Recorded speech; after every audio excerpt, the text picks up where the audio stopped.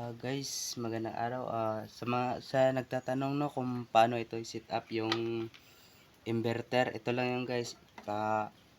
Yan yung rod. Kabit mo lang ito dito sa pula at saka sa itim. Kahit saan lang naman yan dito. Yan. Ganito lang yan guys. Diba ito yung rod. Ganito lang yun.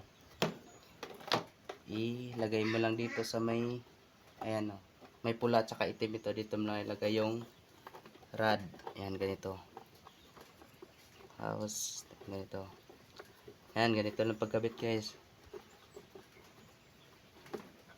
Ayan, okay na. Nakabit na. Ito guys, ilagay natin yung battery.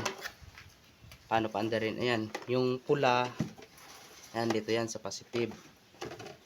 Ayan, dito yan. Kasi nilagyan namin ng galon guys. Ayan, may ikuha na siya. Yung pula dito yan sa plus.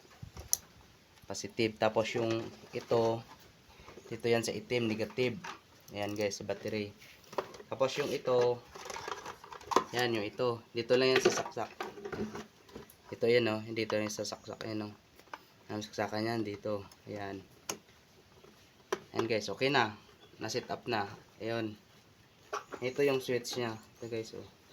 Tutunog na yan siya kapag pinindot. Ayan o. Yan. Tutunog na siya guys. Ayan, nilagyan na namin to ng galon para yung bahay niya. Ayan guys. Nakakuha tayo ng dahon. Ayan. Ayan guys, papakita ko sa inyo. Ito, diba na-set up na yung kanina. Ayan. Ayan.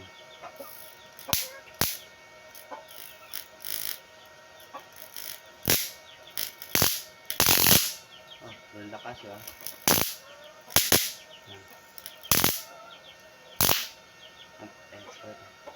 Ayan, pwede rin naman i-adjust. Ayan o, di ba may adjustan nito, number 4 pa lang yun. Pwede nyo din sila i-pull. Ayan, adjustan niya. Pwede rin 0. Ayan, dito yung 0 guys o. Ayan, okay na yan. I-level 9 natin. Ayan, number 9 volume. Ayan guys.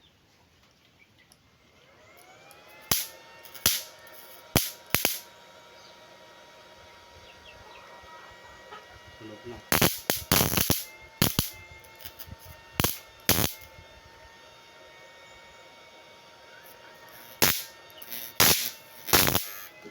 Kapilit.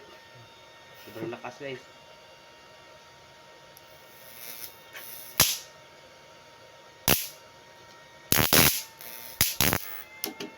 Yan. Pwede rin number 0. Number 0. Ayan o. 0 na yan guys. Ayan mo. Dito na yan 0. Yan. Yan na natin yung 0.